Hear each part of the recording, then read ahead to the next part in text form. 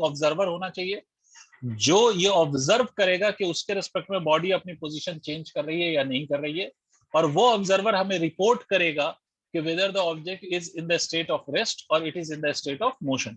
ठीक है, चलिए सर, बहुत बढ़िया सर, बहुत सुंदर, बहुत मजा आया, बारे बात। Let us discuss it further. तो देखिए सर, अब अगर कोई भी बॉडी मोशन में है तो इट हैज सम पैरामीटर्स जिससे हम उसके मोशन के बारे में फर्दर और पता कर सकते हैं। यस, कोई सर को याद कर रहा है, बोलो।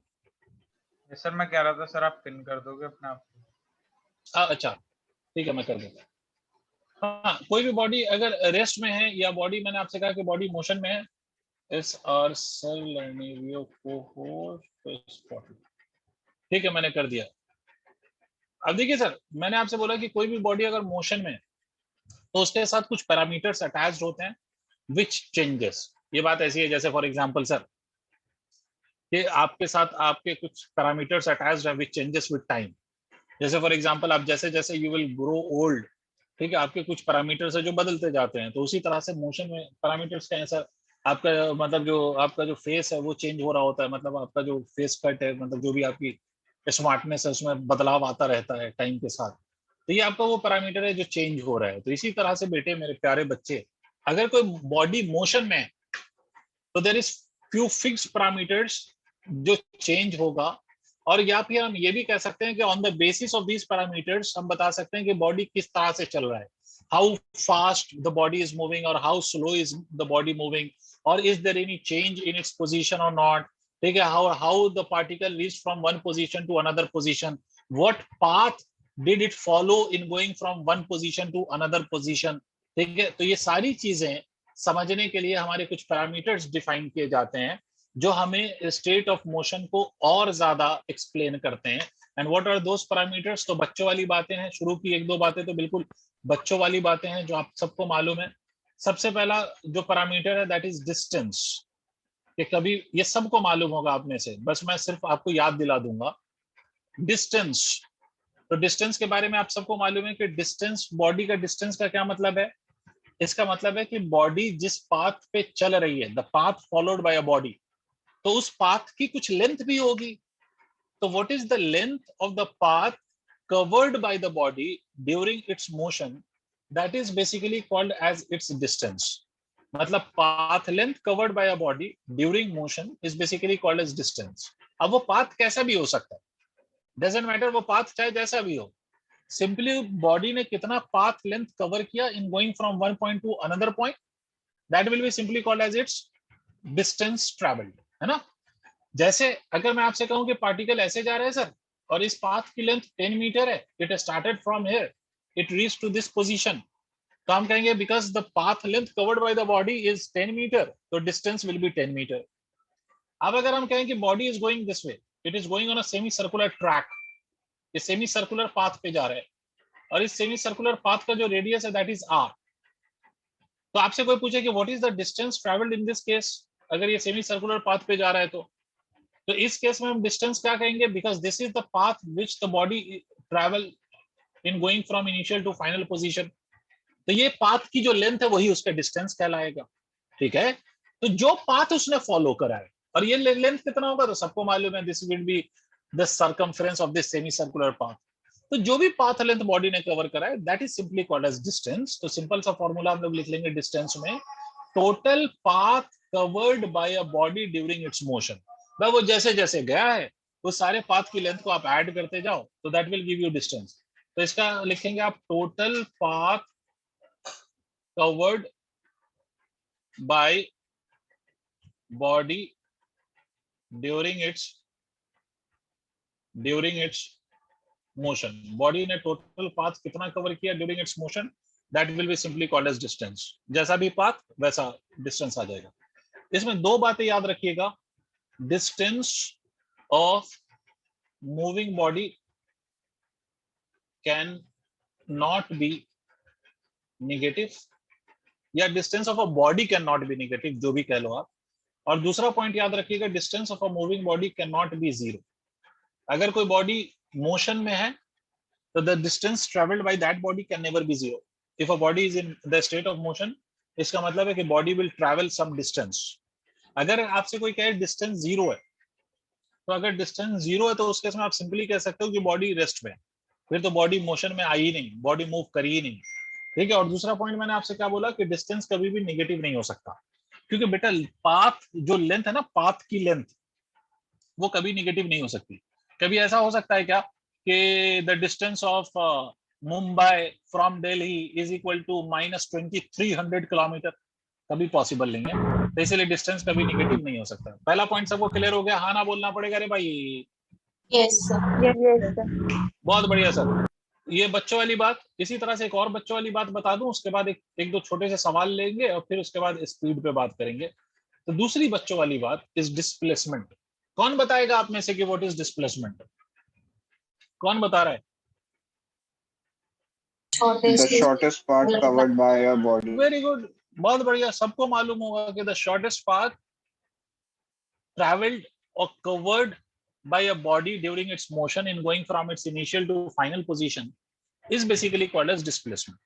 मतलब इसको हम एक तो डेफिनेशन आप सबको मालूम है कि this is shortest path covered during motion, ठीक है, ड्यूरिंग मोशन। और शॉर्टेस्ट पाथ का बेसिक मतलब क्या होता है? तो देखो, इसका बेसिक मतलब ये होता है कि पार्टिकल ने कैसा पाथ लिया in going from one position to another, हमें उससे मतलब नहीं है। हमें ये चेक करना है कि उन दो पॉइंट्स के बीच का शॉर्टेस्ट क्या हो सकता है। जैसे मैं आपसे कहूं कि कोई पार्टिकल यहां से स्टार्ट हो रहा है and it is going along this path, जो अभी सेमी सर्कुलर पाथ मैंने लिया था, मैं फिर से सेमी सर्कुलर पाथ ले लेता हूं कि इसके along particle reaches to this position. ये पार्टिकल गया इस पाथ के अलोंग है, बट आप सोचिए कि इनिशियल और फाइनल के बीच का सबसे शॉर्टेस्ट क्या हो सकता है। तो हमेशा याद रखो कि the shortest length between any two given point is always a straight line. इस बात को हमेशा याद रखिए। A straight line will always represent the shortest distance or the shortest length. तो जब भी आपको डिस्प्लेसमेंट कोई बोले ना, तो आपको करना कुछ नहीं है। आपको इनिशियल और फाइनल पॉइंट को आप इमेजिन करो कि आपने ज्वाइन कर दिया बाय स्ट्रेट लाइन। तो ये जो स्ट्रेट लाइन की लेंथ है ना, वही डिस्प्लेसमेंट होगी सर। वही सिंपली क्या होगी? डिस्प्लेसमेंट होगी। Did you understand everybody? वही डिस्प्लेसमेंट होगी, यस। ठीक है। अब वो लेंथ कैसे निकलेगी? तो you can use suitable geometry, जो भी पॉसिबल ज्योमेट्री वहां पे लग रहा हो लेंथ निकालने के लिए, वो लेंथ निकाल सकते हैं आप उससे। तो ये मीनिंग है डिस्प्लेसमेंट की, कि जब भी डिस्प्लेसमेंट कैलकुलेट करना हो, just join initial position and the final position by a straight line and the length of that straight line will be exactly equal to the displacement. तो ये कॉन्सेप्ट है। एक पॉइंट और सुन लीजिए। एक तो आप लोगों ने जो बोला वो मैंने डेफिनेशन लिख दिया। दूसरा एक और मैं पॉइंट आपको बता रहा हूं कि डिस्प्लेसमेंट को आप ऐसे भी डिफाइन कर सकते हैं, और डिस्प्लेसमेंट को आप सिंपली डिफाइन कर सकते हैं as a change in position. मतलब डिस्प्लेसमेंट को आप ऐसे भी डिफाइन कर सकते हैं कि simply change in position of particle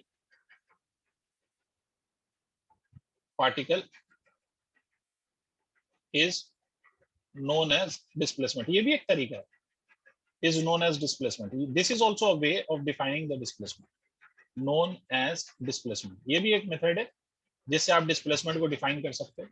sir ये क्या मतलब हुआ सर? ये कौन सी बकवास करी आपने?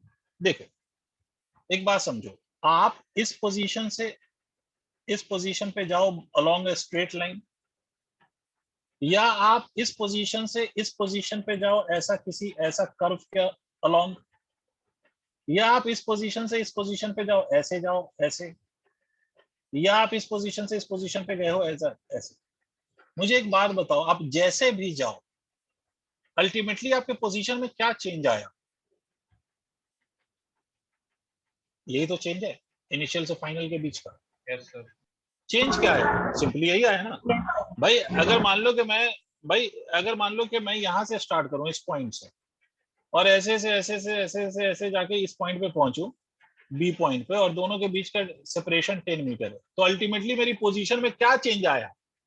यही तो चेंज है। पहले मैं यहां था, अब यहां हूं, तो 10 मीटर ही का तो चेंज है। अब कैसे गए उससे क्या मतलब, लेकिन अल्टीमेट चेंज क्या है? तो जो अल्टीमेट चेंज है वही डिस्प्लेसमेंट।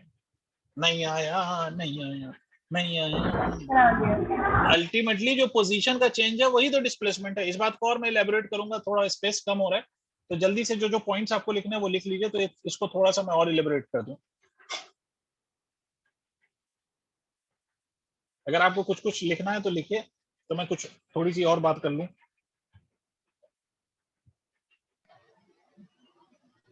सर हाँ जी, सर मूविंग बॉडी का 0 हो सकता है डिस्प्लेसमेंट? हाँ बिल्कुल हो सकता है, अभी आएंगे उस बात पे।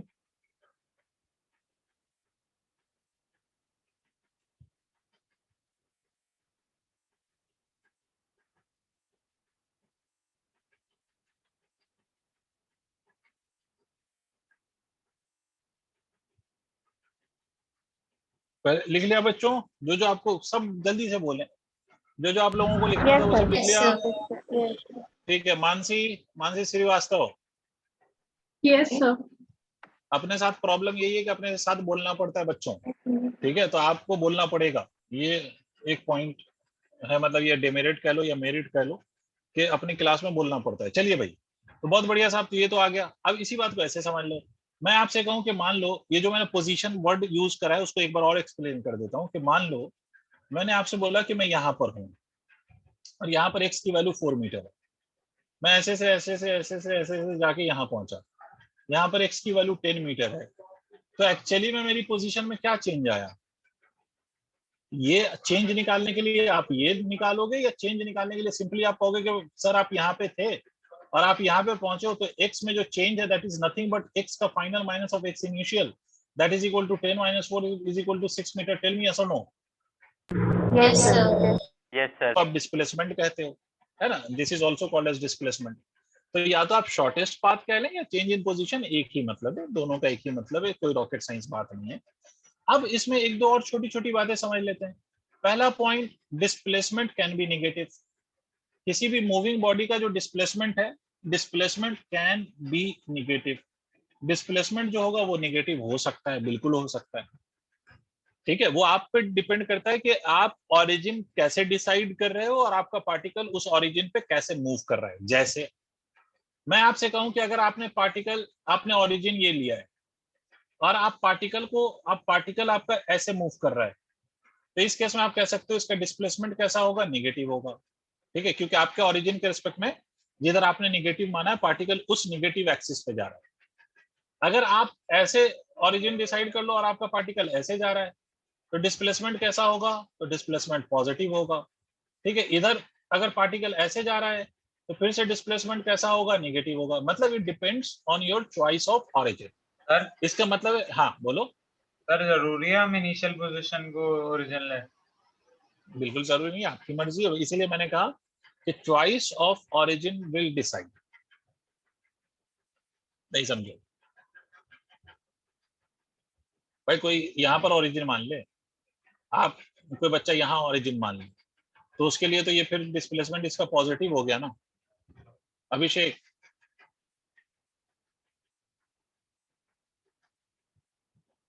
अरे किसने पूछा था ये क्वेश्चन? ऋषिक, ऋषिक ये समझ आ गई बात? Yes sir. ये जरूरी नहीं है बेटा, मैंने साफ साफ ये कहा कि जब रेस्ट और मोशन खुद ही रिलेटिव कॉन्सेप्ट है, तो चॉइस ऑफ ऑरिजिन भी अपने आप में डिपेंड करता है ऑब्जर्वर पर, कि from where observer want to observe. I hope I made my point clear. Is it correct? Yes sir.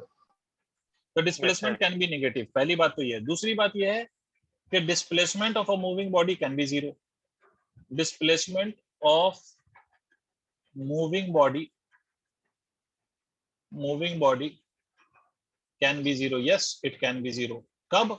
जब आपकी इनिशियल और फाइनल पोजीशन सेम हो, मतलब बॉडी ने जहां से स्टार्ट किया, if it returns to the same position, चाहे वो कैसे भी गया हो।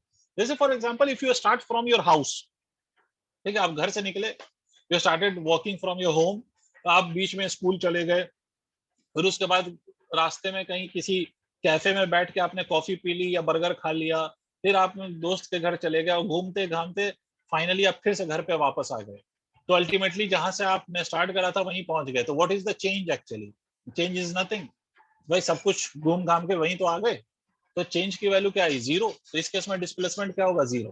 तो इसका मतलब है जब भी इनिशियल और फाइनल पोजीशन सेम होगा तो displacement will be zero. Did you understand? Displacement of moving body can be zero, ठीक है, whenever Yes, sir. Can be zero whenever, can be zero नहीं, इसको लिख देता हूँ विल बी जीरो। अगर पूरा पॉइंट लिख रहा हूं तो मैं लिख देता हूँ will be zero whenever initial and final position is same, initial and final positions are same।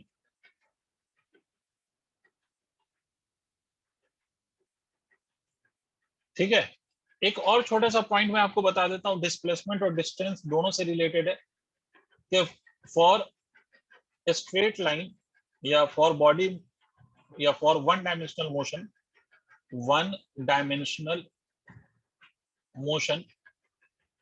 मतलब अगर सिर्फ एक ही एक्सिस के अलोंग बॉडी चल रही हो for one dimensional motion, distance is equal to displacement. फिर उन दोनों में डिस्टेंस और डिस्प्लेसमेंट में कोई डिफरेंस नहीं होगा if body is going in one dimensional motion. क्या मतलब है सर कि फॉर एग्जांपल अगर मैं आपसे कहता हूं कि ये पार्टिकल है and it starts from here and it continues to move along this path, ठीक है, तो इस केस में जो भी जहां पर भी पार्टिकल पहुंचे, ए से बी पे पार्टिकल मान लो गया है, तो डिस्टेंस और डिस्प्लेसमेंट सेम होगा या नहीं होगा, सोच के देखो, because particle is going along the straight line, तो जो उसकी लेंथ है, स्ट्रेट लाइन की जो लेंथ है, वही उसका डिस्टेंस भी और वही डिस्प्लेसमेंट भी है या नहीं? टेल मी यस और नो।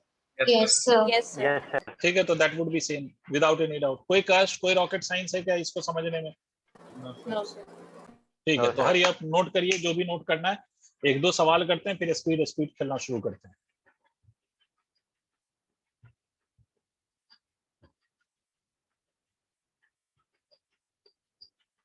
सर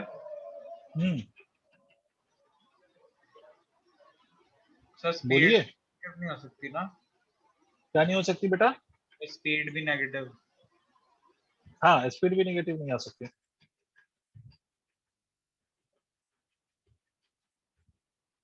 स्पीड भी नेगेटिव नहीं हो सकती बिकॉज वो डिस्टेंस और टाइम पे डिपेंड करता है, neither distance nor time, no, दोनों में से कोई सी भी क्वांटिटी नेगेटिव नहीं हो सकती, तो इसलिए स्पीड नेगेटिव नहीं हो सकती।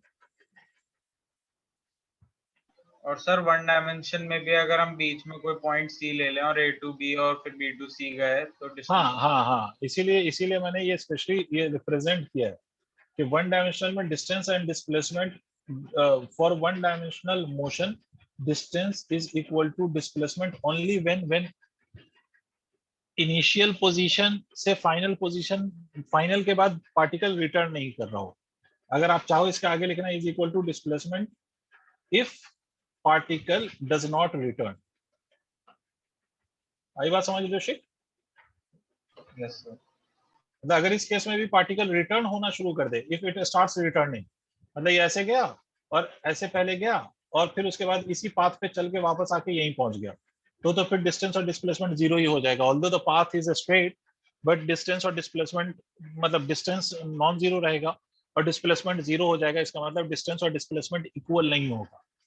आ रही बात समझ में? डिस्टेंस और डिस्प्लेसमेंट इस केस में इक्वल नहीं होगा। क्लैरिटी है ना? तो इसीलिए आपसे मैंने बोला कि अगर पार्टिकल रिटर्न ना हो, सीधा जाता ही रहे बस, तब डिस्टेंस और डिस्प्लेसमेंट इक्वल रहेगा, प्रोवाइडेड पाथ स्ट्रेट हो और पार्टिकल सिर्फ जा रहा हो। अदरवाइज, इसमें एक और चीज ऐड कर देता हूं, otherwise distance is always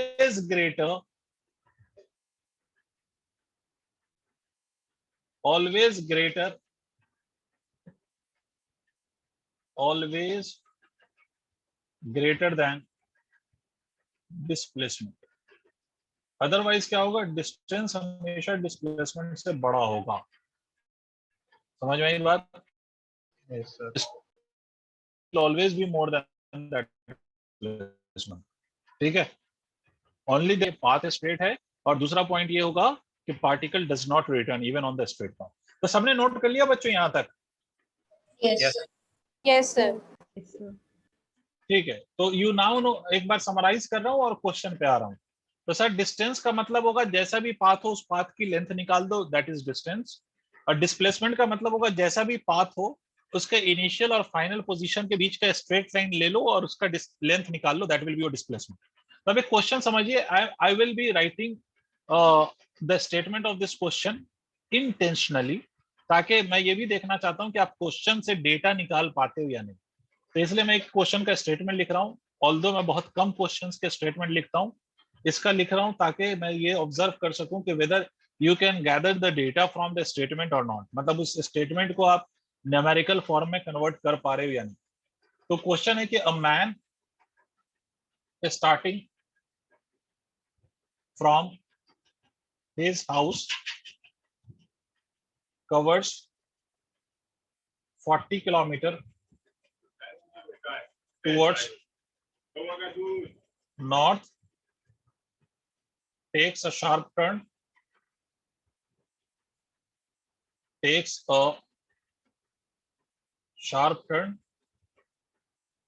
towards west and covers 20 kilometer,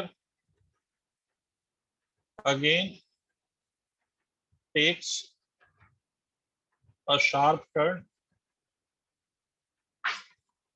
towards south and covers 20 kilometer and finally stops.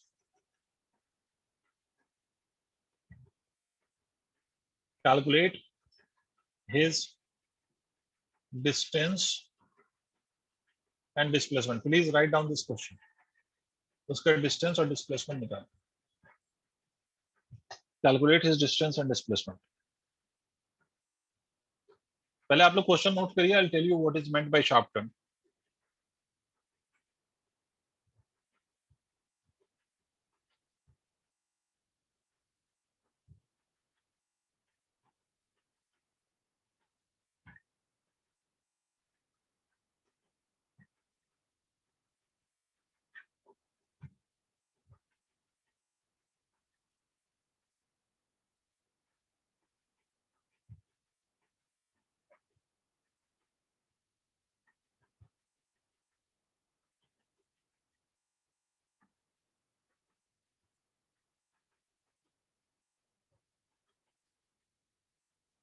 Sir हो गया।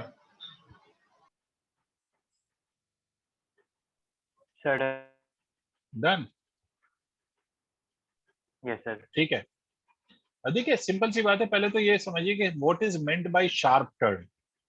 तो शार्प टर्न का मतलब है कि a turn taken exactly at an angle of 90 degree, मतलब ऐसे जा रहे थे आप, एग्जैक्टली 90 डिग्री पे बेंड हो गए, ऐसे जा रहे थे एंड एग्जैक्टली वहां से 90 डिग्री पे मुड़ गए आप, है ना, आप ने अपना वो पाथ एकदम 90 डिग्री पे मोड़ लिया, तो उस केस में that turn will be called as sharp turn.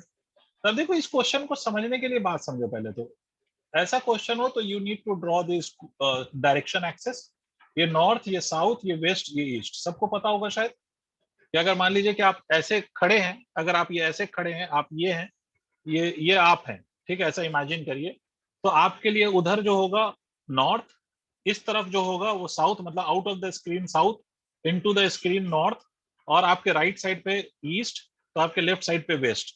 समझ में आ रही बात यार? Yes. ठीक है, Yes. तो आपसे कहता है Yes, क्वेश्चन में कि sir. Starting from his house, इसका मतलब ये कि जहां जो मैन का घर है ना उसी को ओरिजिन मान लो। अब ऋषि क्या पूछ सकता है, सर आप उसको क्यों ओरिजिन मान रहे हो? तो मैं ये कह सकता हूँ कि सर अगर आप उसको ओरिजिन नहीं मानेंगे, मान लीजिए कि आपने उसको ओरिजिन नहीं माना, यहाँ पर आप अपना ओरिजिन यहाँ पर मानेंगे, ठीक है, तो आपको उसका घर कहीं और है और आपने ओरिजिन कहीं और माना, तो उसके लिए आपको ये इनिशियल डिस्टेंस के कैलकुलेशन में प्रॉब्लम आ जाएगी या नहीं आएगी? सोच के देखो, आपने ओरिजिन कहीं यहाँ माना और उसका घर यहाँ है, तो कैलकुलेशन में आपको दिक्कत आएगी। नहीं समझ आ रही बात? नहीं सर। नहीं आई? अरे भैया मेरे, ये starting from Yes, his sir. House, तो ये इस घर से स्टार्ट करके वो जा रहा है 40 मीटर, और ओरिजिन तुमने यहाँ माना, तो ओरिजिन तुम कितना ऊपर मानोगे? 20 मीटर मान लो खामखा, कि आपने 20 मान लिया या 10 मान लिया, तो आपको इधर 20 लेना पड़ेगा और इधर फर्दर और 20 लेना पड़ेगा। तो ये कैलकुलेशन खामखा का टिपिकल बनेगा या नहीं बनेगा? सोच के देखो। यस सर बन जाएगा। Yes, sir.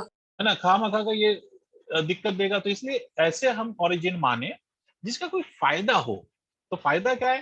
फायदा ये है कि उसके घर को ही उसका ओरिजिन मान लो। वैसे भी स्टार्टेड फ्रॉम हिज हाउस, तो उसका घर से स्टार्ट हुआ तो घर ही को ओरिजिन मानो ना। घर पे जब था तो उसकी कोई चेंज नहीं थी, जब वो घर पे था तो उसकी पोजीशन 0-0 थी, घर से चलेगा तभी तो उसकी पोजीशन चेंज होगी, तो इसीलिए उसके घर को ही क्या मान लो, ओरिजिन मान लो। यहाँ से वो कितना गया बेटा, 40 किलोमीटर, मान लीजिए ये 40 है, मान लीजिए, क्या बुराई है कोई 40 मानने में इसको, 40 kilometre. Then he took a sharp turn towards west, I guess, right? Towards west, and covers 20 kilometer. बहुत बढ़िया sir. Again he took a sharp turn towards south and covers 20 kilometer again, and finally stops. Sir, this should be towards west. Where towards Yes. west? अच्छा उधर, तो उधर कर दो, ठीक है चलो west. अब मैंने ऐसा बना दिया तो I'll just change, क्योंकि क्वेश्चन मैं ही बनाता हूँ भाई, तो मैं west को ईस्ट कर देता हूँ, क्या करता है? Yes, according to west, I should have taken this turn towards left, but because अब मैंने Yes. right की तरफ ले लिया तो I just have done that. तो यहाँ से ऐसे, यहाँ से ऐसे, यहाँ से ऐसे. तो डिस्टेंस तो कोई भी कह सकता है, डिस्टेंस पूछे कोई, तो जितना टोटल पाथ कवर हुआ ऐड कर दो. 80 meter.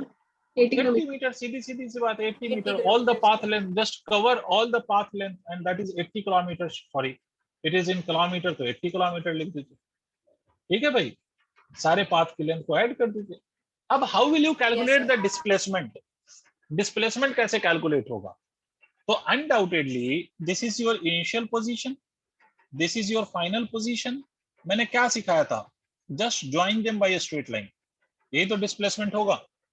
अब हमें इसी स्ट्रेट लाइन की लेंथ पता करनी है, Yes, sir. है ना? तो सर मुझे एक बात बताइए Yes, sir. कि इसको अगर मैं एक्सटेंड करूं, इसको अगर मैं एक्सटेंड करूं, सोच के देखिए, तो क्या मैं इसको 20 कह सकता हूं या नहीं? प्लीज टेल मी यस और नो. और ये Yes, भी sir. 20 Yes, है. sir. Yes, sir. Yes, this is a sir. Right angle triangle. तो डिस्प्लेसमेंट के लिए we can use Pythagoras theorem. 20 तो पाइथागोरस, हाँ 20√2 आ जाएगा, 20 का स्क्वायर प्लस ऑफ 20 का स्क्वायर, मतलब 20√2 मीटर, खत्म, ये आपका डिस्प्लेसमेंट होगा. इसका मतलब wherever you want to calculate displacement, you just have to join the initial position and the final position by a straight line, and just find the length of that straight line by any of the geometrical formula or any of the possible formula, and you will get the value of displacement. Yes, sir.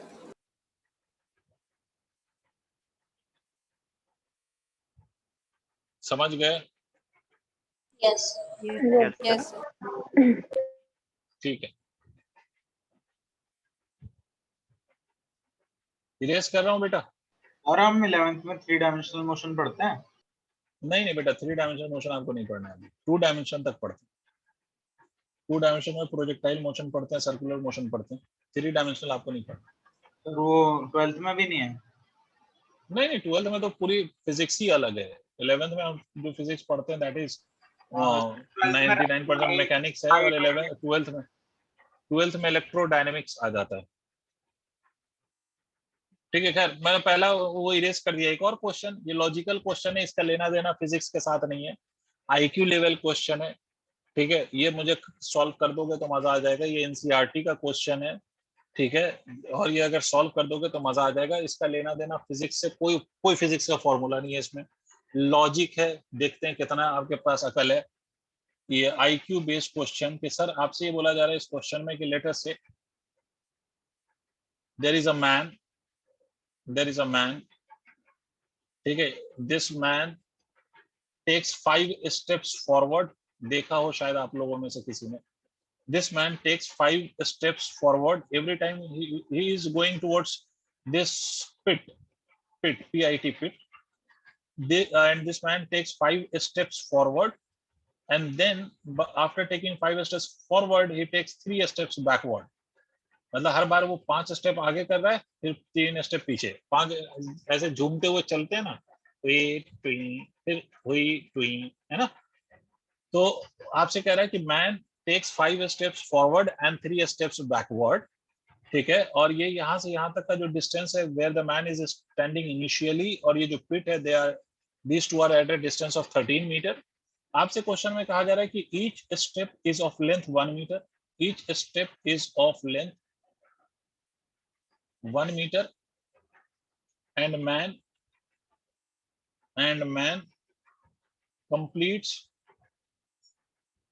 each step in 1 second.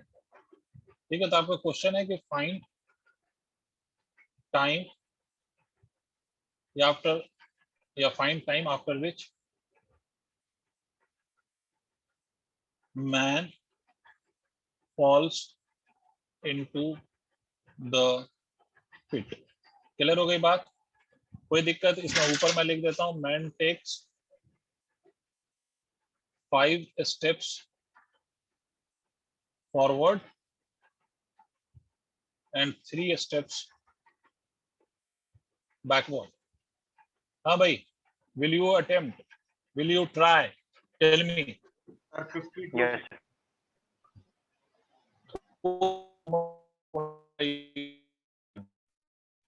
Sir आपको क्या हो रही है? Question. Time of 1 minute to solve this. Please think about it. Hurry up. Sir मेरी आवाज आ रही है? Yes. बताइए. यस सर, इसका सर 52 आ रहा है, 52 सेकंड। नहीं, 52 is wrong answer. 52 is wrong answer. 52 गलत है ऋषिक, फिर से देखो क्या गलती हो रही है। Sir 12.5 second. नहीं, स्टिल गलत।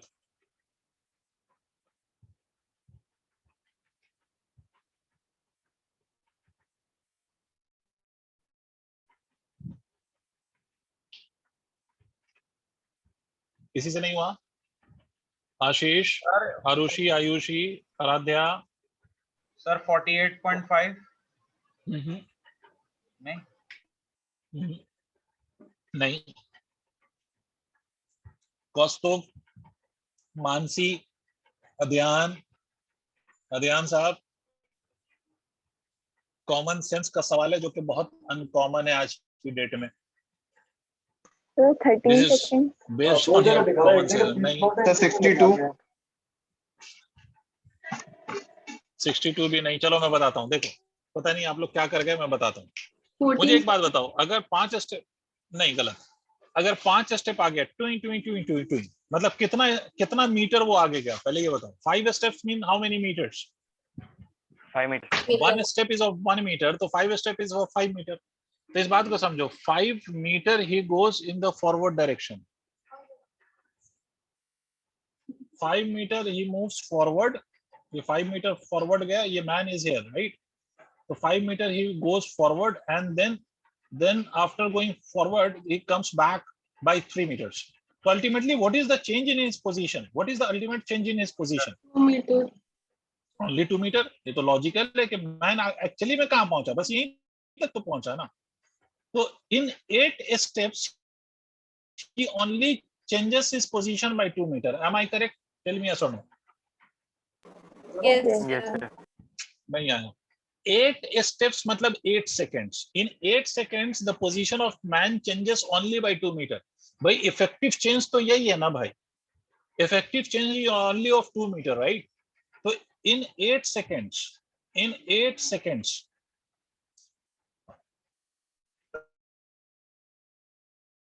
change in position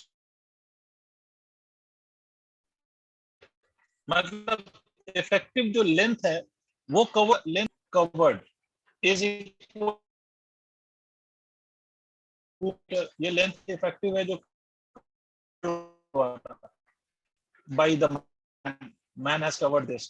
तो आप सोचो 8 मीटर ऐसे बना देता हूं, फिर 8 में फिर फर्दर 2 मीटर, फिर फर्दर 8 स्टेप्स में फिर से 2 मीटर, नहीं आया, ठीक है। तो फिर 8 में कितना, sir. फिर से 2 मीटर, कितना वही है 8 कितना लेंथ कवर हो गया देखो तो अभी तक,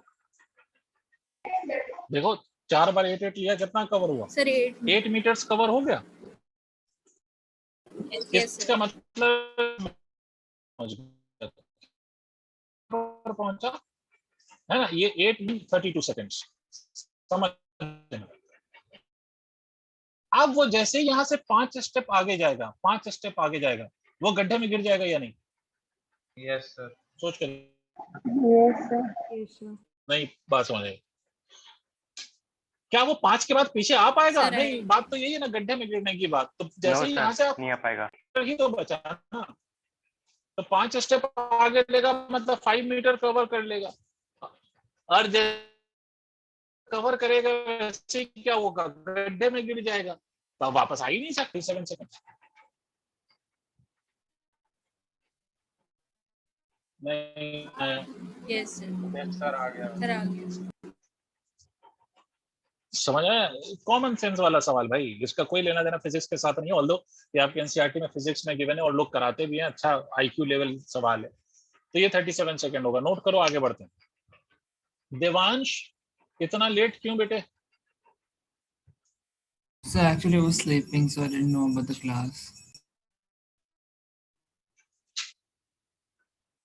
एक्चुअली में आपका आवाज प्रॉपर नहीं आ रही है, can you repeat again? Actually I was sleeping, so I couldn't join the class. Sleeping, तो don't sleep in the odd timings, right? अगर सो भी जाओ तो please set some alarm in your phone और इन योर क्लॉक, ताकि आपकी class miss ना हो, बिकॉज आज बहुत लेट हो गए हैं आप, ठीक है? ऑलमोस्ट आधे से ज्यादा, ऑलमोस्ट आधी क्लास हो गई है तब आप कनेक्ट हुए। तो खैर चलिए भाई, सबको यहाँ तक क्लियर है? आगे बढ़ जाए, नोट कर लिया हो तो? Yes, sir. Yes, sir. ठीक है बेटे, आगे बढ़ते हैं मेरे लाल, मेरे पीले, मेरे नीले बच्चों। तो ये तो हो गया सर इसका, ये इसका पॉइंट हो गया। अच्छा देखना मेरी आवाज ब्रेक तो नहीं हो रही है ना, सबको आवाज जा रही है या कुछ इशू आ रहा है? ब्रेक हो रही है। एक तो हो रही है। सर बीच बीच ब्रेक में हो हो रही है तो जाती है बोल सर। दिया। ठीक है, तो एक काम, 1 मिनट रुक जाना, बस गिव मी अ मिनट। जब भी आवाज ब्रेक हो ना तो प्लीज मुझे बता दिया करिए, ताकि मैं अपने साइड से नेटवर्क कनेक्शन को चेंज करूंगा दूसरे कनेक्शन पे, और अगर फिर भी ठीक नहीं हो तो समझ लीजिए कि फिर there is some serious issue.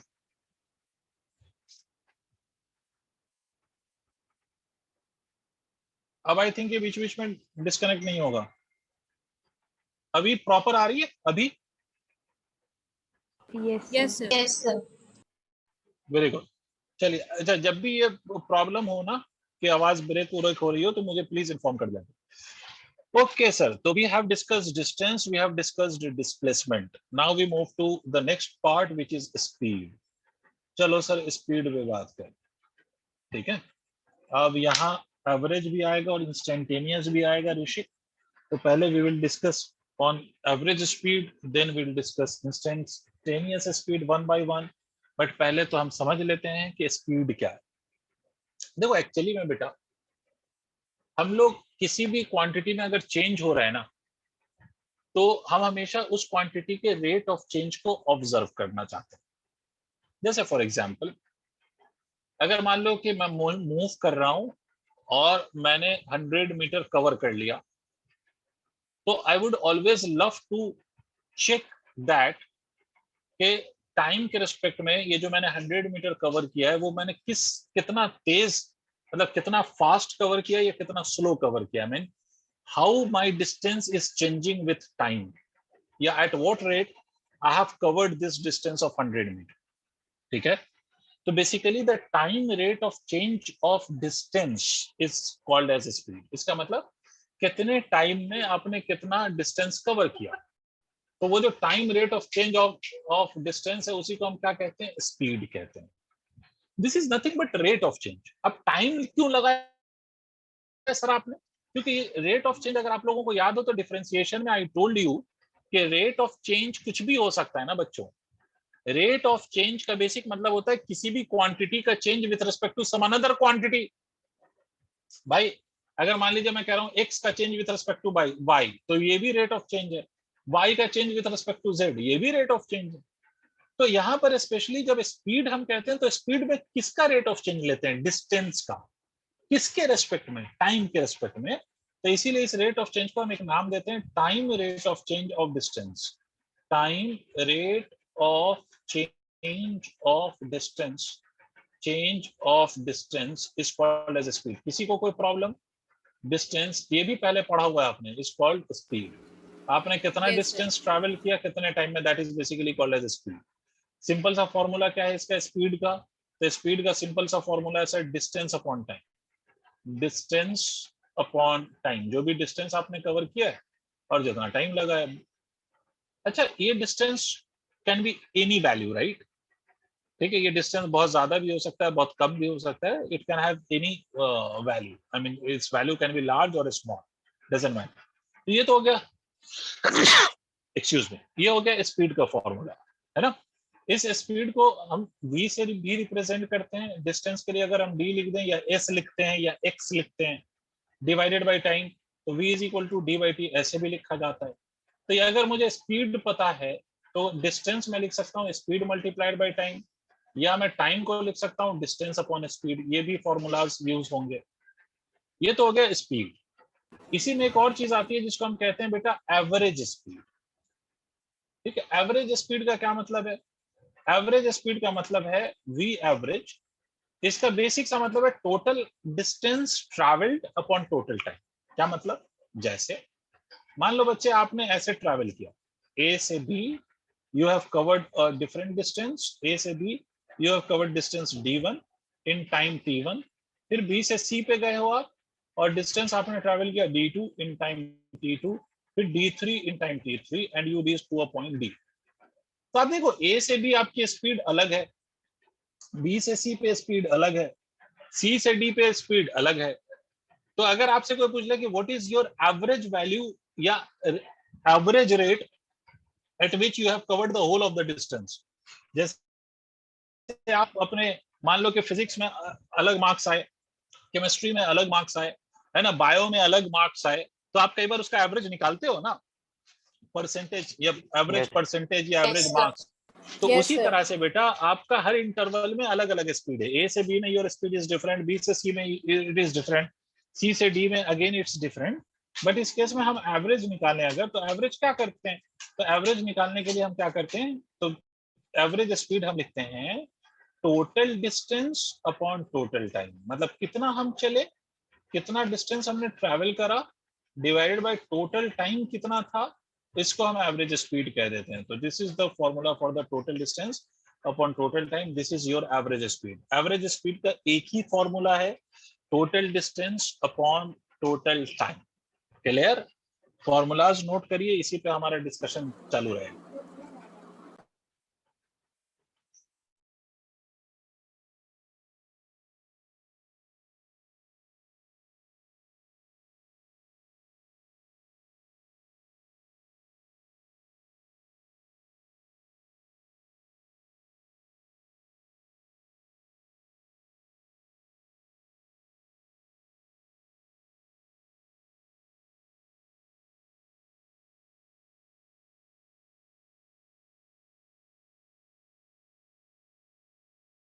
Sir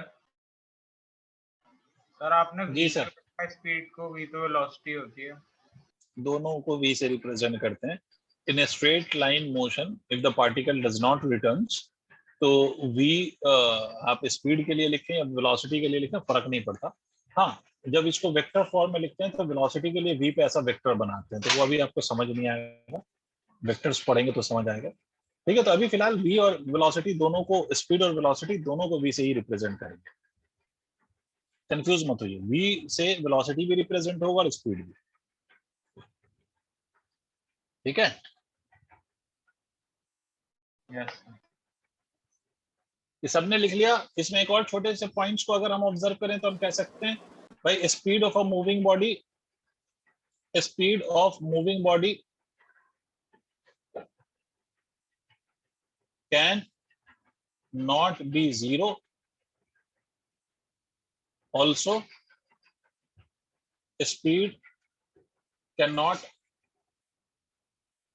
B negative. Speed negative भी नहीं हो सकता और speed of the moving body zero भी नहीं हो सकती। भाई अगर बॉडी चल रही है तो डिस्टेंस ट्रैवल करेगी, और डिस्टेंस ट्रैवल करेगी तो इसका मतलब है कि उस केस में बॉडी का कुछ ना कुछ स्पीड आएगा ही आएगा, ऐसा हो ही नहीं सकता।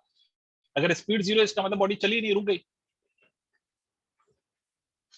तो Yes, स्पीड sir. जीरो होने का मतलब बॉडी रुक गई। और स्पीड कभी भी नेगेटिव नहीं हो सकता, because speed depends on distance and time. Distance भी नेगेटिव नहीं हो सकता और टाइम भी नेगेटिव नहीं हो सकता, तो ultimately speed can not become negative. I hope I made my point clear. यहां तक नोट करिए, आगे बढ़ते हैं।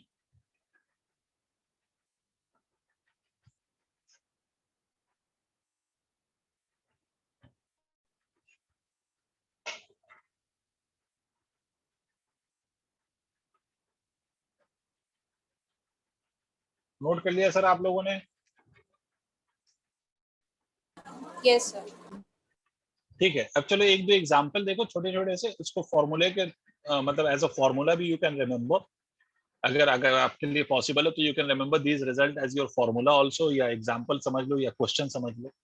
ठीक है, एग्जांपल क्या है या फॉर्मूला क्या है? तो पहला पॉइंट, अगर मान लीजिए कि सर आपसे ये बोला जाए कि I started from here, from this point A, go to a next point B and then to C.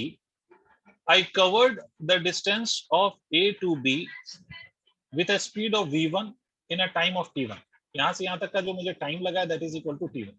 और A से B के बीच का स्पीड मेरा कितना है? V1 है. B से C I covered this distance with a speed of V2. और मुझे टाइम कितना लगा? तो the time that is required by me is T2. नहीं सॉरी, इसको T2 नहीं करो, इसको भी T कर लो, इसको भी T करो। मतलब A से B तक का speed is V1, time is T, B से C तक का speed is V2 and time is still T। मतलब मैंने A से B तक का भी लेंथ T टाइम में कवर किया है और B से C तक का लेंथ भी T टाइम में कवर किया है, but yes with different speeds. तो इस केस में अगर आपसे कोई पूछे कि what is your average speed, तो क्या कहोगे? तो सर सीधी सी बात है, एवरेज स्पीड का क्या मतलब होता है? Total distance upon total time. Tell me yes और no Devansh, average speed means what? Total Yes, distance sir. Upon total time. Yes, sir. Tell me one thing, do you know the value of distance in this case?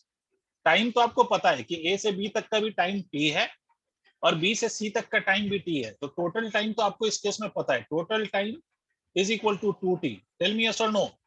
Yes, sir. But do you know the value of speed in this case? Sorry, distance. So Distance V1 पता है plus क्या? नहीं, distance पता नहीं है। Very good. तो distance निकालना पड़ेगा। Distance कैसे निकालोगे? तो देखो पीछे मैंने लिखा है, distance is equal to speed multiplied by time कर सकते हैं। इसका मतलब distance from A to B कितना होगा सर हमारा? V1 multiplied by T। And distance from B to C कितना है sir? V2 multiplied by T। सबको आ रहा है या मेरी स्पीड ज्यादा हो गई? पढ़ाने की स्पीड सर आ रहा है। आ रहा है। चलिए, तो इसमें एवरेज स्पीड लिखेंगे तो what will be that? Total distance V1T plus of V2T divided by total time 2T, T से T कैंसिल आउट, तो क्या आ गया? V1 plus of V2 divided by 2। This is your average speed in this case. इसका मतलब अगर आपकी speed अलग अलग है but the time is same, तो एवरेज स्पीड को डायरेक्टली आप लिख सकते हो mean of the two speeds. मतलब इस केस में जो एवरेज स्पीड आया है, average speed is equal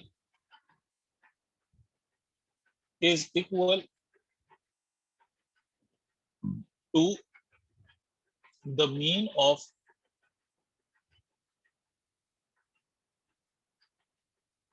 two speeds। ये हमेशा नहीं आएगा भाई, ये अभी आया है। जब आपका speed, although speed is different but time is same, then in that case your average speed will be equal to this।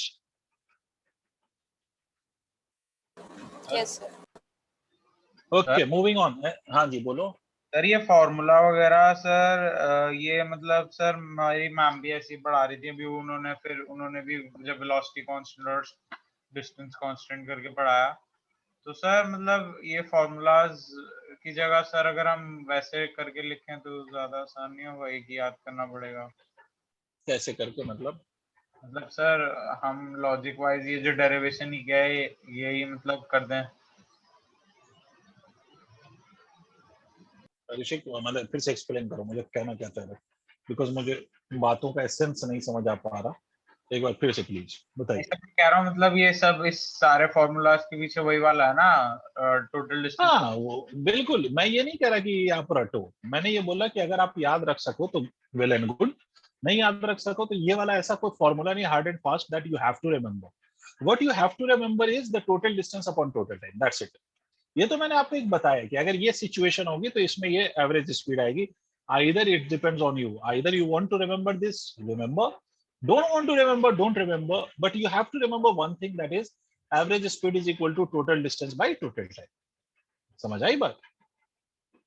ये तो उसके रिजल्ट्स है ना, फिर फर्दर नहीं आया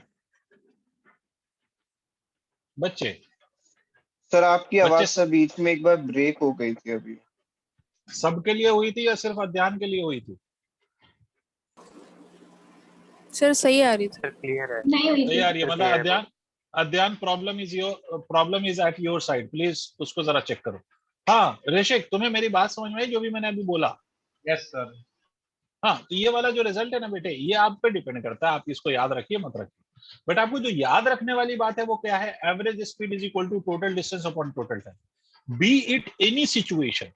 अगर आपको एवरेज स्पीड पूछा गया है तो आपको दो ही चीजें चाहिए, टोटल डिस्टेंस, टोटल टाइम। अगर कोई चीज नहीं गिवन है तो वो निकालो और फिर उस फॉर्मूले में पुट करो। That is what I am trying to tell you. जैसे इस केस में we knew the value of time but we didn't know the value of distance. So first we calculated the distance and then we calculated the average value of speed. जैसे अभी मैं एक और ऐसा ले रहा हूं एग्जांपल कि जैसे मैं आपसे कह रहा हूं कि सर ये मान लीजिए कि I go from the point A to point B to point C. I go to C via B. इस केस में मान लीजिए कि मैं आपसे कह रहा हूं कि the distance that I traveled from here till here is D. Again the distance traveled is D. But इस केस में जो हमारी स्पीड है दैट इज v1 और इस इंटरवल में जो स्पीड है that is equal to v2। फिर से क्वेश्चन है एवरेज स्पीड। अब ऋषिक इस केस में क्या हुआ? अभी भी एवरेज स्पीड निकालना है, इसका मतलब है बेटे total distance upon total time से यस और नो? Yes sir. बट क्या बच्चे मेरे लाल यहाँ पे आपको टोटल टाइम पता है? No sir. पहला काम क्या करना पड़ेगा? फिर we will time have to find निकालेंगे। आउट। बहुत बढ़िया sir, we will have to find the value of time. तो हमें टाइम निकालना पड़ेगा एंड टाइम निकालने के लिए हम फिर से वही यूज करेंगे कि भाई टाइम को हम लिख सकते हैं क्या? तो फॉर्मूला देखो स्पीड वाला, तो टाइम लिख सकते हैं डिस्टेंस अपॉन स्पीड। उसी फॉर्मूले से हम टाइम को ऐसे लिख सकते हैं, ठीक है, डिस्टेंस अपॉन स्पीड।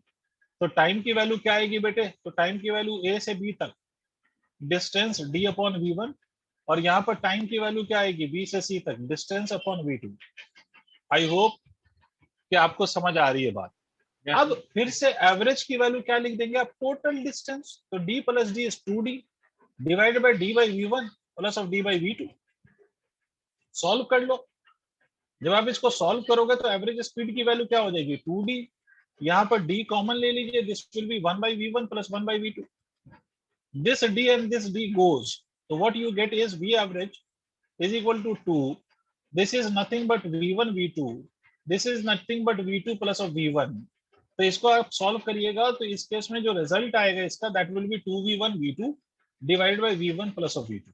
अगर आपको ये रिजल्ट याद रह जाए तो वेल एंड गुड, नहीं भी याद रहे तो आपको एक बेसिक कॉन्सेप्ट याद रहना चाहिए कि आपका जो ये रिजल्ट आ रहा है वो कहाँ से आ रहा है। तो the basic formula from which you have got this result is total distance upon total time। जो एवरेज स्पीड का जो फॉर्मूला है that you need to remember। अब ये दो एग्जांपल्स मैंने बता दिए आपको। अब मैं एक क्वेश्चन लिखूंगा स्क्रीन पर which you will try first, उसके बाद मैं सॉल्व करूंगा। अगर आप सॉल्व कर लेंगे तो वेल एंड गुड, बहुत मजा आएगा, ठीक है। एवरेज स्पीड पे बेस्ड एक ही क्वेश्चन कराऊंगा, ये नोट कर लीजिए पहले। तो एक क्वेश्चन कराता हूं मैं आपको based on average speed.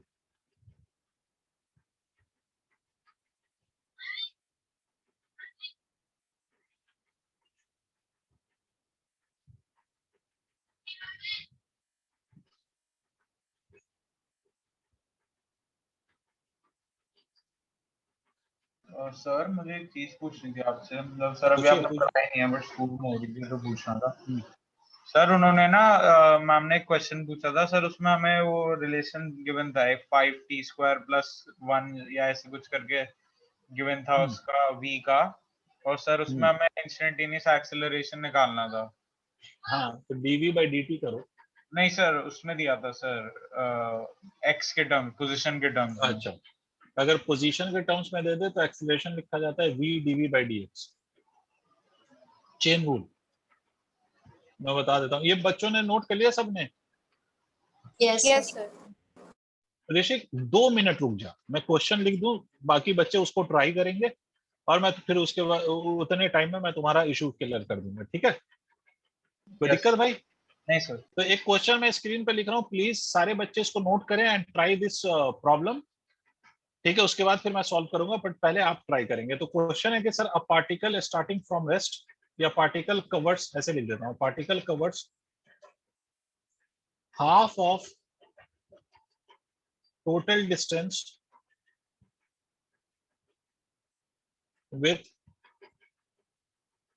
speed v naught and other half it covers with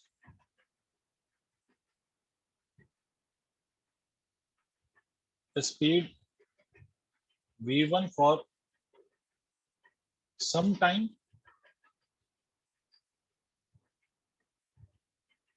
and with v2 for same time। ठीक है, पहला v1 से सम टाइम तक कवर किया उसने, और जितने टाइम तक v1 से चला वो उतने ही टाइम तक v2 से भी चला।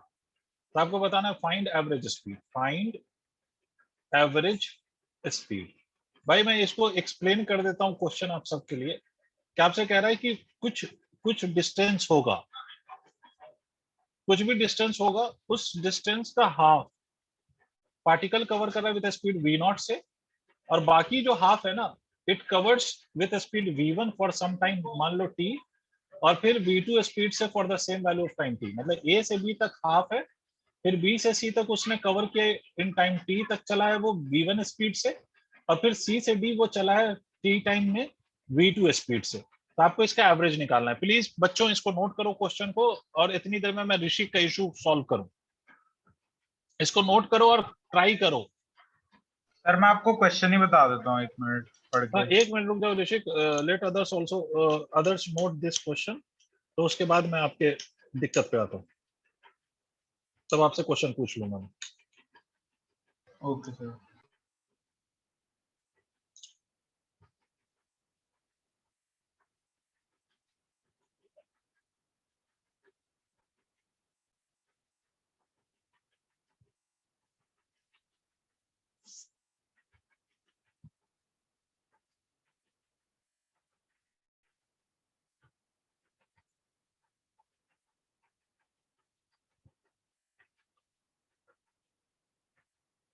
Is it done? Sir, done. Question note कर लिया सबने? ठीक है, आप लोग ट्राई करिए। हाँ Rishik, tell me your question. Yes sir. Sir question was, 1 minute sir मैं पढ़ देता हूँ। Displacement of a particle moving along x-axis is given by x is equal to 18t plus 5t square. x is equal to 18t plus 5t square। ठीक है, Calculate instantaneous velocity at 2 देखो seconds. ठीक है, ये sir parts हैं, और sir average velocity between 2 and 3 seconds and instantaneous acceleration. Average velocity और instantaneous acceleration ये सब कैलकुलेट करना है। Yes sir. इंस्टेंटेनियस वेलोसिटी जब आप कैलकुलेट करेंगे तो वो तो आप लिखेंगे simply dx by dt। Yes sir, वो हो गया था। एवरेज जब आप कैलकुलेट करेंगे तो एवरेज वेलोसिटी आगे हम पढ़ेंगे, वैसे ये आप याद रखिएगा, x final minus of x initial divided by t final minus of t initial. Final position minus of initial position. अब आपको 2 टाइम दिया होगा, देखिए जहां पर उसने एवरेज वेलोसिटी पूछा है उसमें आपको 2 वैल्यू ऑफ टाइम मेंशन किया होगा। देखिए हाँ सर, गिवन है। क्या है? सर पहला टाइम 2 seconds and 3 seconds. तो इनिशियल टाइम हो गया 2 और फाइनल टाइम हो गया 3। तो इसमें इनिशियल टाइम की वैल्यू पुट कर दीजिए, तो इस पे जो पोजीशन आएगी वो इनिशियल आएगी 18 into 2 multiply plus of 5 into 2 का स्क्वायर। इसी में फाइनल टाइम पुट कर दीजिए, तो जो पोजीशन मिलेगी उसको फाइनल पोजीशन कहेंगे 18 into 3 प्लस 5 into 3 का स्क्वायर। समझ में आई बात ऋषिक? यस सर, आ गई। इस वैल्यू को यहाँ रख दीजिए, फाइनल को यहाँ रख दीजिए, टी फाइनल यहाँ रख दीजिए, टी इनिशियल यहाँ रख दीजिए, तो एवरेज वेलोसिटी आ जाएगा। ठीक है, देखो एक्चुअली में पोजीशन के चेंज का क्या मतलब हुआ, अभी यही लिखवाया है आपको, अगर आपको याद हो तो। मैंने कहा था ना displacement is nothing but the change in position. अब वेलोसिटी होती क्या है? वेलोसिटी होती है डिस्प्लेसमेंट अपॉन टाइम। ठीक है, तो डिस्प्लेसमेंट को हम चेंज इन पोजीशन तो कह ही सकते हैं ना। मान लो ये एक्स इनिशियल है, एक्स फाइनल है, तो डिस्प्लेसमेंट कितना हुआ? X final minus x initial हुआ, वही कराया आपने ऊपर। समझे नहीं समझे? Yes sir. Last case acceleration क्या होगा? तो यहाँ पर आपकी वेलोसिटी आ चुकी होगी, अब उसको डिफरेंशिएट कर दीजिए। ये जो वेलोसिटी यहाँ पे आई होगी इंस्टेंटेनियस, वो आई होगी आपकी 18 प्लस ऑफ 10t। फिर से इसको डिफरेंशिएट करिए तो एक्सेलरेशन आएगा dv by dt। अब ये 18 समझ नहीं आया। 0 हो गया प्लस ऑफ 10, ये आंसर आ जाएगा 10। अब बोलो सर ये क्यों, मतलब फिर से क्यों, क्या मतलब, मैं समझा नहीं। भाई एक्सेलरेशन चाहिए ना। एक्सेलरेशन क्या होता है? Rate of change of velocity होता है। भाई तीसरा पढ़ो ना, तीसरा स्टेटमेंट क्या लिखा हुआ है? हाँ लिखा क्या हुआ है वो पढ़ो, है ना, एक्सेलरेशन। तो एक्सेलरेशन कैसे निकालोगे? जो वेलोसिटी होती है उसको, उसका डिफरेंशिएशन करोगे तभी तो एक्सेलरेशन आएगा ऋषिक। Yes sir. तो ऐसे होगा, ठीक है। Okay sir. ओके, चलो वापस चलते हैं क्वेश्चन पे। मुझे नहीं पता कि कितने बच्चे यहाँ तक कुछ कर पाए। एक सर आंसर आ रहा है 4v0v1v2 upon 2v1v2 plus v0v2 plus v0v1। 4 नहीं आएगा आंसर में। आंसर में सर 4 मेरा भी नहीं यही आएगा। आ रहा है। 4 गलत आ रहा है, 4 नहीं आएगा आंसर। मैं बताता हूँ, आपने टोटल डिस्टेंस कुछ माना होगा यहाँ पर, बोलो हाँ कि ना। अब टोटल Yes, डिस्टेंस आप पे डिपेंड करता है, आप 2d मान लीजिए, 2d मान लीजिए, d/2 मान लीजिए, टोटल डिस्टेंस वो आपकी मर्जी। x मान लीजिए, y मान लीजिए, वो आपकी मर्जी। अब आपसे कहता है कि इसका हाफ v0 वेलोसिटी से चला। मुझे एक बात बताओ कि यहां से यहां तक भी पूरा पूरा अगर मैं ले लूं तो ये d/2 होगा या नहीं? देखो, Yes, sir. अरे हाँ ना बोलो। Yes, sir. मुझे एक बात बताओ कि मैं ये कह सकता हूँ ना कि distance from B to C plus of distance from C to D, इन दोनों का सम अगर मैं कर दूं तो दिस इज d/2। भाई अगर समझ नहीं आया तो पूछिएगा। Yes, sir. yes, sir. Yes, ये sir. वाला डिस्टेंस प्लस ये वाला डिस्टेंस मिलकर तो d/2 ही होगा ना। मानसी जी क्या कहती हैं आप? Yes sir. बोलना पड़ेगा दोस्त, मैं बार बार कह रहा हूँ कि अपनी क्लास में बोलना पड़ता है। अध्यान भाई, क्या ये d/2 होगा? ये बात समझ आ रही है आपको? Yes sir, yes sir. तो देखिए, d से ये वाला डिस्टेंस, तो स्पीड पता है, v1 टाइम पता है, तो v1 multiplied by time, v2 multiplied by time is equal to d/2। इसमें मैं टाइम कॉमन ले लूं तो v1 plus v2 is equal to d/2। तो यहाँ से आप क्या लिख सकते हो? यहाँ से आप टाइम की वैल्यू को क्या लिख सकते हो? d upon twice of v1 plus v2। ये वाला जो t आपने माना ना, ये t, उसको आप इतना लिख सकते हो। पहले ये सब ये क्लियर है? हर बच्चा बताए भाई, Kaustubh, Devansh, Yes. Rishik, yes sir. Yes, sir. Ashish, sir Sir. Yes, ठीक। sir. तो ये तो यहाँ से यहाँ तक का टाइम हुआ। तो एवरेज स्पीड के लिए हमें 2 टाइम चाहिए होता है। अच्छा, ये तो ये वाला टाइम हो गया। अच्छा, time from A to B अगर मुझे लिखना हो, ए से बी तक का टाइम, ए से बी तक का भी टाइम मुझे नहीं पता है ना, मुझे स्पीड पता है, मुझे डिस्टेंस पता है। तो टाइम कितना होगा? d/2 upon v0। इसका मतलब ए से बी तक का टाइम d अपॉन 2v0। अब देखो एवरेज स्पीड क्या होता है? एवरेज स्पीड का मतलब होता है टोटल डिस्टेंस। तो टोटल डिस्टेंस आपने माना हुआ है d अपॉन टोटल टाइम। तो टोटल टाइम का मतलब ए से बी तक का टाइम प्लस ऑफ बी से सी तक का टाइम प्लस ऑफ सी से डी तक का टाइम। पता नहीं सर क्या बोले। हाँ भाई बच्चों, यस सर, यही वो। Yes, तो sir. वी एवरेज को हम फर्दर क्या लिख सकते हैं? देखो, d divided by T A B, तो हमारा d अपॉन 2v0 है, प्लस t से t time of b to c को हमने t माना हुआ है, और इस 2 बार t माना हुआ है ना, तो t प्लस t हो जाएगा क्या? देखिए यहाँ तक नोट करिए। I need some space on the screen, please यहाँ तक नोट करिए, मुझे कुछ जगह चाहिए स्क्रीन पे। सर इसको हम डायरेक्ट ऐसे भी लिख सकते थे ना, मतलब d/2 बाय वो। क्या कैसे लिख सकते? सर इसको d/4 bye d/4 d/4 bye. कहाँ से लिखते थे? नहीं सर, जैसे d/4 किस चीज को लिखते हैं? सर BC वाले टाइम को d/4 v1 टाइम लिख देते डायरेक्टली। d/4 v1। तुम्हें कैसे पता है कि ये d/4 होगा? ये तुम्हें कैसे पता? इसका मतलब आप ये कहना चाह रहे हो कि बाद वाला जो d/2 है पूरा, ये फिर से ये भी ये आधा है और ये भी आधा, यही कहना चाह रहे हो ना?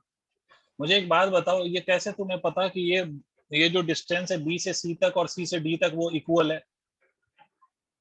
दोनों में स्पीड सेम है या अलग है ऋषिक?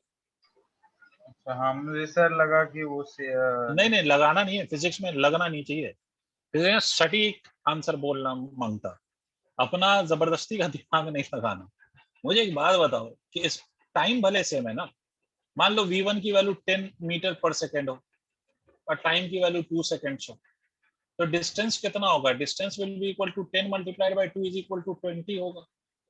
इसी तरह से v2 की वैल्यू 20 मीटर पर सेकेंड हो, क्योंकि दोनों स्पीड अलग अलग है और टाइम अभी भी वही 2 सेकेंड्स हो, तो डिस्टेंस कितना होगा? तो distance will be equal to 20 multiplied by 2 is equal to 40 होगा। क्या ये दोनों डिस्टेंसेस इक्वल है?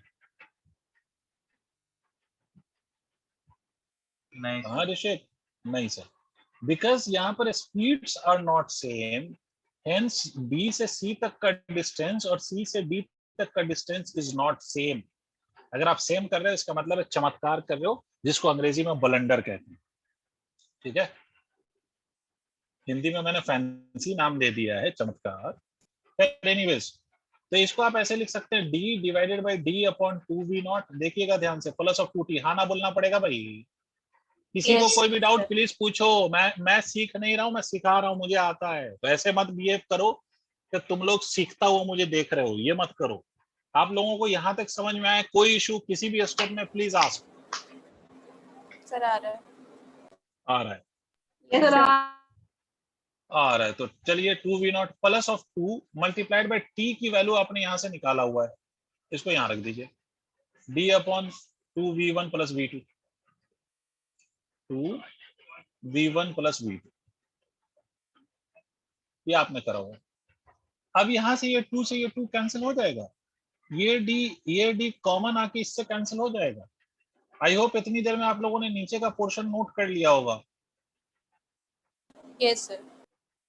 ठीक है, तो एवरेज स्पीड क्या आएगा? एवरेज स्पीड बराबर कितना हुआ? 1 अपॉन ये बचा 1 अपॉन 2v0 और ये बचा 1 upon v1 plus of v2।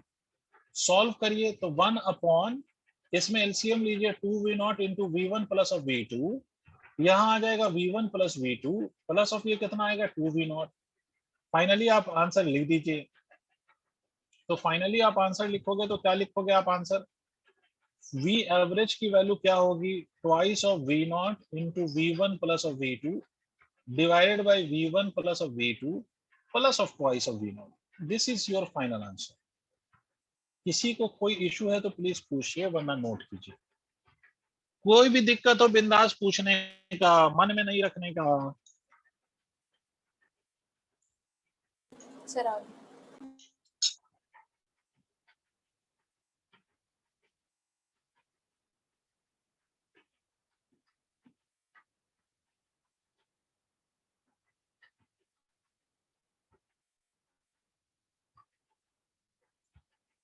Everyone please go through the whole process and see whether you have understood everything or not.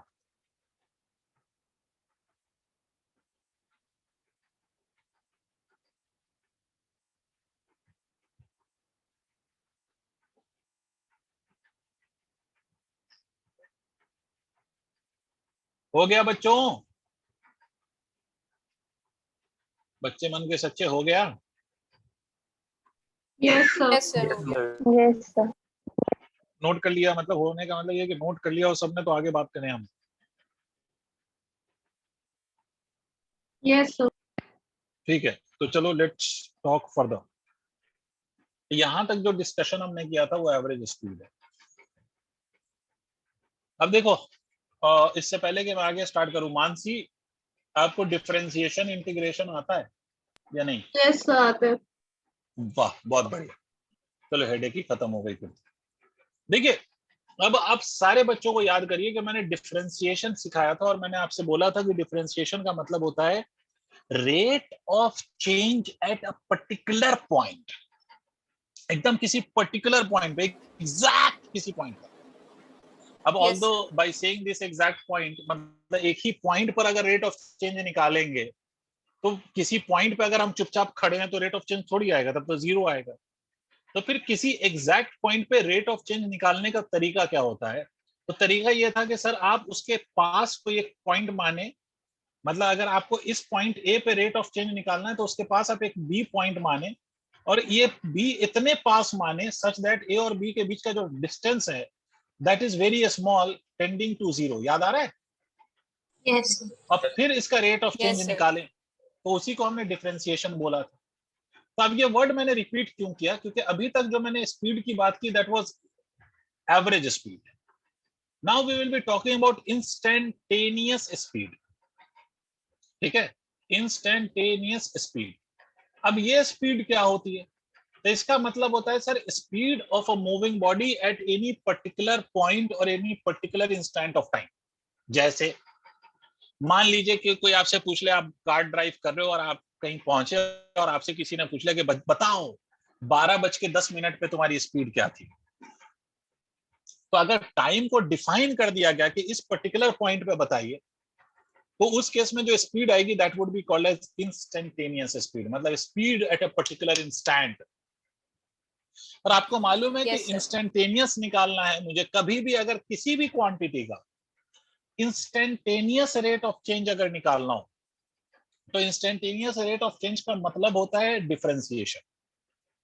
Differentiation gives you the instantaneous rate of change. और ये मैंने differentiation पढ़ाते समय बिल्कुल बहुत कायदे से एग्जांपल ले लेके समझा दिया है, तो मैं दोबारा उस पर बात नहीं करूंगा, वरना वो एक तो टाइम टेकिंग होगा जबरदस्ती का, और एक चीज लगेगी कि रिपीटेड है बिल्कुल, तो उसको जबरदस्ती उसमें घुसने की जरूरत नहीं है, वो हम पहले ही डिफाइन कर चुके हैं।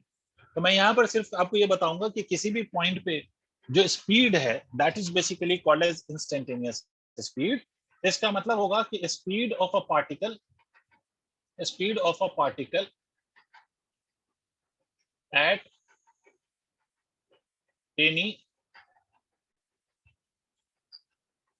पर्टिकुलर इंस्टेंट, किसी भी इंस्टेंट पे जो पर्टिकुलर इंस्टेंट पे स्पीड ऑफ द पार्टिकल होगी that is called as instantaneous speed. और इस इंस्टेंटेनियस स्पीड को अपन कैलकुलेट कैसे करते हैं? तो इस इंस्टेंटेनियस स्पीड को कैलकुलेट करने का तरीका क्या है? मैंने आपसे बोला है कि जब भी इंस्टेंटेनियस आ जाए तो इसका मतलब होगा rate of change dx by dt, where x is basically the distance. अब 2d लिखता तो अच्छा नहीं लगता, तो x से डिस्टेंस को रिप्रेजेंट कर दिया है। तो इंस्टेंटेनियस स्पीड का मतलब है जो भी पार्टिकल की पोजीशन गिवन है आपको, उस पोजीशन को डिफरेंशिएट कर दीजिए आप विद रिस्पेक्ट टू टाइम, तो you will get the speed. नहीं आई बात समझ में? ये हमेशा याद रखिएगा कि x डिस्टेंस है, x जो है ना यहाँ डिस्टेंस है, भले ये पोजीशन के टर्म्स में ये लिखा जाएगा बट है डिस्टेंस। तो इंस्टेंटेनियस स्पीड का बेसिक मतलब है डिस्टेंस। सर हाँ जैसे अभी मैंने क्वेश्चन भी पूछा था, उसमें हमने डिफरेंशिएशन किया, तो हमें रिलेशन गिवन था x और t के बीच का। हाँ वैसे ही यहाँ भी गिवन होगा। नहीं सर, अगर नहीं गिवन होगा तो हमें दिया होगा dx या dt, मतलब भाई ऐसा हो ही नहीं सकता कि आपको बिना रिलेशन दिए पूछ ले। अगर रिलेशन ही नहीं दिया तो क्या निकालोगे? समझ में ही बात। अगर if you have to differentiate, अगर नहीं गिवन है तो स्पीड को आप निकालना है आपको, तो कैसे निकालोगे? तो या तो चेन रूल लगाओगे, है। मान लो कि x और t का रिलेशन नहीं पता और आपसे पूछ रहा है इंस्टेंटेनियस स्पीड, तो क्वेश्चन ही वैलिड नहीं है भाई। ये बात तो ऐसे ही हो गई कि जैसे मैं आपसे कहूँ कि मैंने दिल्ली से मुंबई तक का डिस्टेंस कवर किया 24 आवर्स में, बताओ मेरी स्पीड। तो खाली डिस्टेंस दे दूंगा तो स्पीड बता दोगे क्या ऋषिक? नहीं सर। तो you need to have the time also, right? तो इसलिए बिना रिलेशन के आपको क्वेश्चन वो वैलिड ही नहीं होगा। ऐसा नहीं है कि कुछ भी उल जलूल कुछ भी पूछ लो, ऐसा थोड़ी है कि भाई कुछ भी उल जलूल पूछ लिया जाए, ऐसा नहीं हो सकता। कुछ भी उल जलूल कह देने से हम कैलकुलेट थोड़ी कर सकते हैं। हमें जो चाहिए एटलीस्ट प्रोवाइड अस दोस क्वांटिटीज जो रिक्वायर्ड है। अगर उसमें एक भी डेटा मिस है तो फिर हम रिजल्ट नहीं फाइंड आउट कर सकते, ये याद रखिएगा। ऐसा नहीं है कि जबरदस्ती भाई चाहिए 4 चीजें 5वीं चीज निकालने के लिए और आपको सिर्फ 2 वैल्यूज दे दी जाए और आपसे कहा जाए कैलकुलेट करो, ये तो बेवकूफी वाली बात है। कोई वो क्वेश्चन ही नहीं बना, वो वैलिड ही नहीं है। क्लियर? Yes sir. ठीक है, तो इंस्टेंटेनियस स्पीड का सबको मतलब समझ में आ गया? किसी को कोई दिक्कत? एक स्टेप और आगे बढ़ूं तो कोई दिक्कत होगी आप लोगों को? पहले ये बताइए। No sir. देखिए इसी को आप ऐसे भी लिख सकते हैं, dx is equal to vdt। लिख सकते हैं, हाँ ना बोलना पड़ेगा। Yes, sir. दोनों तरफ अगर आप इंटीग्रेट कर देंगे ना, दोनों तरफ आप इंटीग्रेट कर देंगे तो आपको यहाँ से डिस्टेंस की वैल्यू निकल आएगी। इसका क्या मतलब है?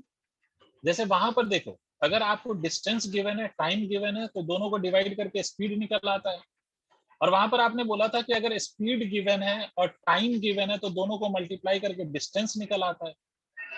तो इंस्टेंटेनियस के केस में क्या होगा, इंस्टेंटेनियस के केस में होता है कि स्पीड को अगर इंटीग्रेट कर दो टाइम के साथ तो डिस्टेंस आ जाएगा। अभी सिर्फ फॉर्मूला नोट करो, सिखाऊंगा मैं कि कैसे आएगा। अगर डिस्टेंस गिवन है डिफरेंशिएट कर दो, स्पीड निकल आएगा। और अगर स्पीड गिवन है और डिस्टेंस निकालना है तो इंटीग्रेट कर दो। समझ में आई बात? मैं फिर से रिपीट कर रहा हूं कि अगर डिस्टेंस गिवन है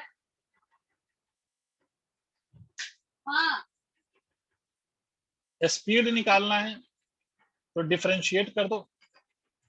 अगर स्पीड गिवन है और डिस्टेंस निकालना है तो इंटीग्रेट करो। ठीक है, कैसे अप्लाई होगा don't worry about that, I will teach you. हाँ बोलो सर। मैं कह रहा था सर आप ना इंटीग्रेशन के क्वेश्चंस एक बार करा देना सर, वो हो नहीं रहे थे। भाई, इसी में हो जाएंगे, डोंट वरी। फिर से इंटीग्रेशन करेंगे तो वो सारे फॉर्मूला फिर से रिपीट हो जाएंगे। यहां तक क्लैरिटी है कि कब क्या करना है? टेल मी यस और no. Yes sir. Yes, sir. ठीक है, तो आज इतना ही रहने दीजिए। अब इस पे बेस्ड क्वेश्चंस हम कैसे सॉल्व करेंगे that I will teach you in the next class. ठीक है, आई होप सबको यहाँ तक क्लैरिटी है। तो rest will discuss in the next class. Thank you all, thank you, take care, bye bye, good night. Thank you sir. Thank you, sir. Welcome. Thank you, sir.